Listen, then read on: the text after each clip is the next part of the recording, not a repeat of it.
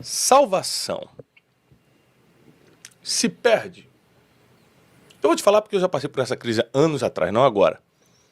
Porque sempre eu nasci num lar evangélico, sempre servi a Deus, mas cometi muitos erros na vida. E quando eu tinha mais consciência do meu erro, porque às vezes você está tão insensível mesmo sendo crente que nem tem consciência do erro, né? E quando a ficha caiu para mim, que aquele erro que eu cometia, para mim não era muita coisa, mas roubava a minha salvação, eu comecei a ter dúvidas da minha salvação. E aí foi que entrou esse questionamento, né, que é só a primeira de muitas que eu estou preparando aqui para vocês, sou crente, já acredito em Jesus, mas errei. Eu perco minha salvação? Vamos começar com o pastor Lamartine Pozella. Não. Não, porque você foi salvo pela graça, por meio da fé, isso te torna filho, e você não vai deixar de ser filho porque você erra.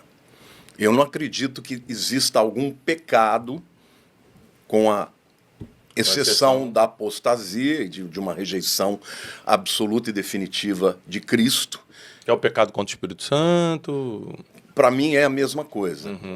A blasfêmia contra o Espírito Santo, depois a gente pode discutir isso em Mateus capítulo 12, e eu trazer para você qual é a minha maneira de entender o texto, mas para mim, a única coisa que tira alguém da salvação é rejeitar a Cristo. Então, isso seja um indivíduo que nunca foi salvo, ele vai ser alijado definitivamente da salvação, porque não existe salvação em outro nome a não ser o nome de Cristo, mas para uma pessoa que já experimentou a salvação, ela pode rejeitar Cristo como final de um processo de pecado que vai levando à cauterização da mente, até que chega um momento que a pessoa fala, quer saber, acho que eu não acredito mais nisso, entendeu? É o que Hebreus capítulo 6 fala, né? Todo aquele processo. Não é uma queda de um pecado moral ou de um pecado de ter matado alguém. Não, isso não tira ninguém da salvação. Na minha opinião, uma rejeição final e absoluta, não tem nada a ver com estar na igreja, ou ter afastado da igreja, estar em pecado, mas uma decisão definitiva de não acreditar mais na salvação de Cristo. Da mesma forma que você foi introduzido na vida eterna através da sua salvação, da compreensão de que Cristo é o único caminho, que é a única salvação, o indivíduo que está aqui pode, na minha opinião, retroceder e abrir mão da salvação se passar pelo processo da apostasia. E a pergunta, então, que eu deixo para o pastor Tassos Licurgo mas salvação é diferente de galardão. Isso. Ele explicou. Então eu estou salvo em Cristo Jesus. Por que eu tenho que continuar fazendo boas obras? Por que eu tenho que servi-lo? Por que eu tenho que andar em santidade? Por que eu tenho que amar o próximo como a mim mesmo? Por que eu tenho que ajudar os pobres? Por que eu tenho que ter um ministério e exercê-lo na vida do meu irmão, meu dom na vida do meu irmão? Por que eu tenho que fazer alguma coisa se minhas obras não vão me salvar? Isso. Antes de responder, eu gostaria só de colocar a minha posição, que eu respeitosamente divido, embora não tanto, porque há umas passagens nas Escrituras que me deixam quase que convencidos que é possível perder a salvação, especialmente a carta de Pedro, quando diz que a exposição à falsa doutrina, a falsos mestres, fez com que houvesse uma renegação do Senhor que os resgatou. E as Escrituras ainda dizem que isso trouxe sobre eles repentina destruição. Hebreus capítulo 10 também fala sobre isso. Hebreus fala de apostasia, quer dizer, aquele que tem a fé genuína em Jesus Cristo por meio da graça e contra a salvação, e a apostasia, por definição, é a perda dessa fé genuína.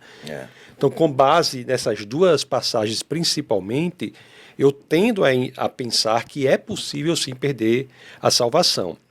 No ponto de vista prático, o que as pessoas que dividem dizem... Então eu vou perder a salvação. Ou se eu negar o nome de Jesus depois de ter aceitado, ou se eu ficar dando ouvido para falsos mestres e começar a ter práticas... Então, mas veja, no fundo, o que ele crê é a mesma coisa que eu. Eu não acho que apostasia, eu acordo hoje e falo, vou apostatar. Não, começou com alguma coisa. O pecado, ele começa a gerar em você uma não resposta a voz do Espírito Santo, que vai se tornando cada vez mais tênue, até que chega um momento que aquilo começa a cauterizar a sua mente, você vai perdendo cada vez mais a capacidade de se arrepender, até que chega um momento em que o engano ele se torna preponderante na sua vida. É aquilo que a Bíblia diz, que nos últimos dias os homens iriam cercar-se de mestres. Então, mesmo que ele não tenha dito, eu não quero mais, mas na prática ele já fez isso. O que a Bíblia diz, eu estou apenas dizendo que a Bíblia diz é o seguinte, que pela exposição aos falsos mestres, à falsa doutrina, aquelas pessoas renegaram o Senhor que os resgatou. Mas renegaram. Renegaram. Então, essa... Então, de alguma forma, ele renegou, ele apostataram. cruzou o caminho, cruzou a linha, entendeu? Então tem a perda pela... Não, eu também acredito na perda. Então tá. Então tem a perda pela renegação. Então. Não, mas é a mesma coisa. É a mesma coisa. E as Escrituras ainda dizem que isso trouxe sobre eles repentina destruição. Então, a mesma coisa dita de outras formas. E no dia a dia o que o pessoal diz é o seguinte, né?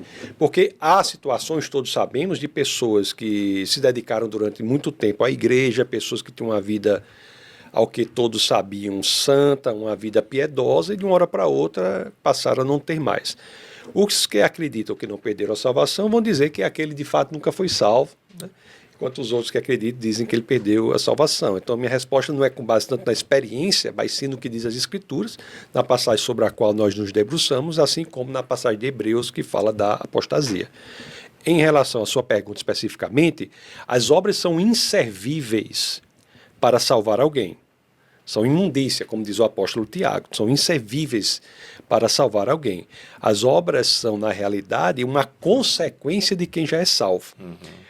Os mandamentos, por exemplo, eles nunca foram dados como uma escada para a salvação. Eles já foram dados para um povo que já era o povo de Deus, que havia passado o Mar Vermelho sem sequer molhar os pés e havia sido miraculosamente alimentado no deserto.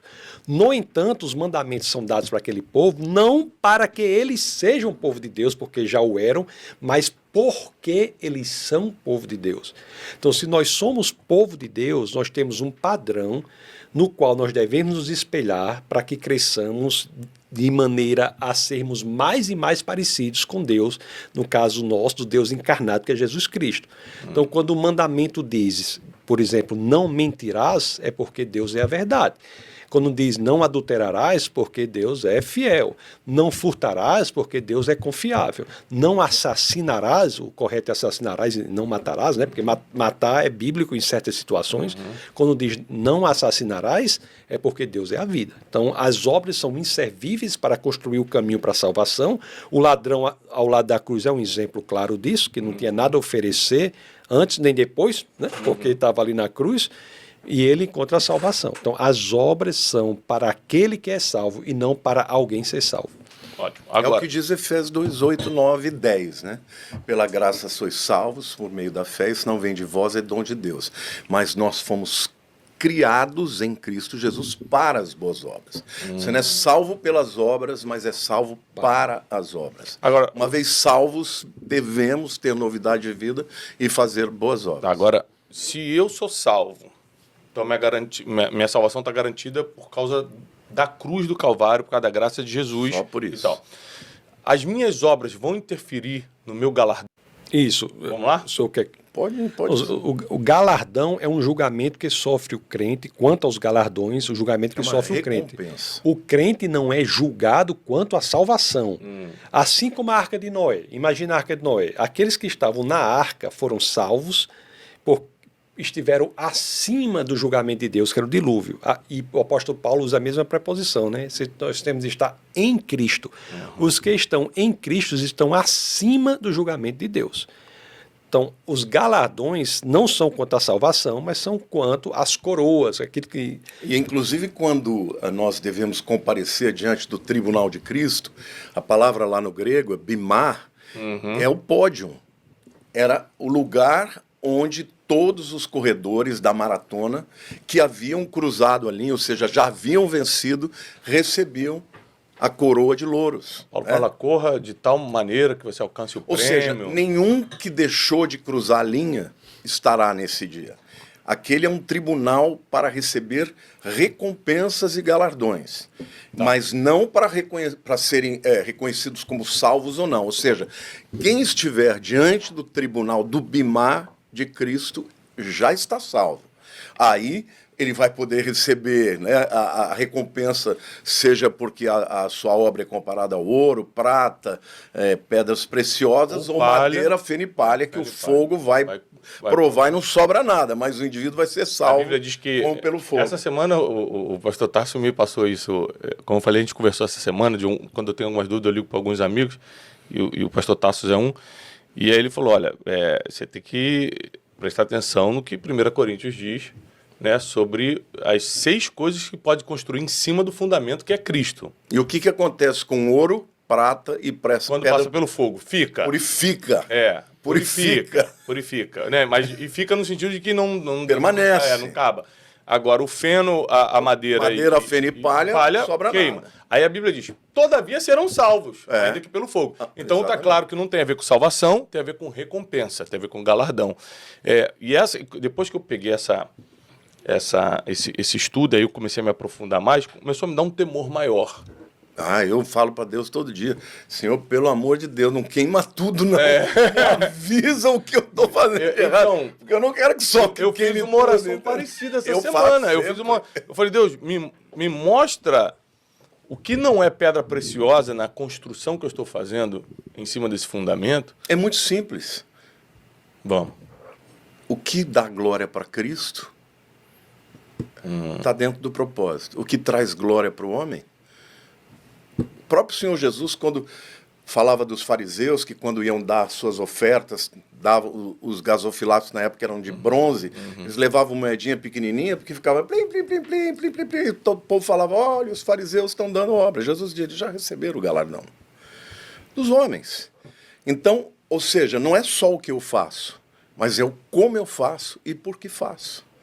Ou seja, se você quiser buscar muita glória na terra, Deus falou, tá bom, mas essa vai ser a tua recompensa. A gente não pode buscar glória em hipótese alguma.